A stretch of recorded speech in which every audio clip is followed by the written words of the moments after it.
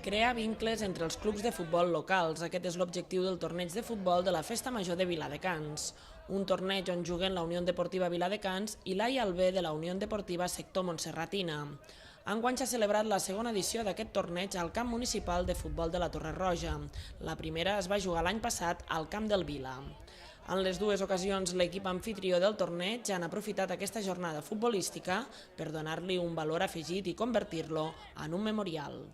Aquest torneig és, diguéssim, un homenatge a dos companys fundadors i van morir ja fa 12 anys i aquest any, com que tenia el Camp Nou, aprofitem per, diguéssim, recordar-los una mica.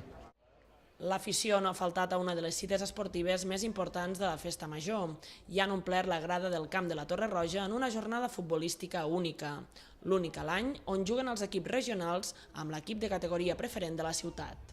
Jo crec que és una molt bona iniciativa el fet que els dos clubs de Viladecans, el Vila i el Montserratina, facin aquest torneig cada any, un en un camp i l'altre any a l'altre.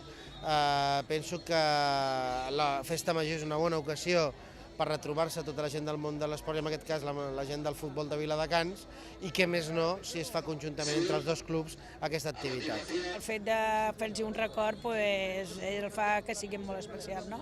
Per altra banda, està constituït per jugadors dels dos clubs importants de Viladecans i això encara el fa més especial. No?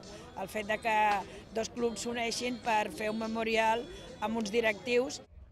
La Unió Deportiva Viladecans serà l'encarregada d'organitzar el torneig de futbol de la Festa Major 2011, un torneig on l'important no és guanyar, sinó posar-se a to per la nova temporada i, sobretot, enfortir els lligams entre les dues entitats esportives.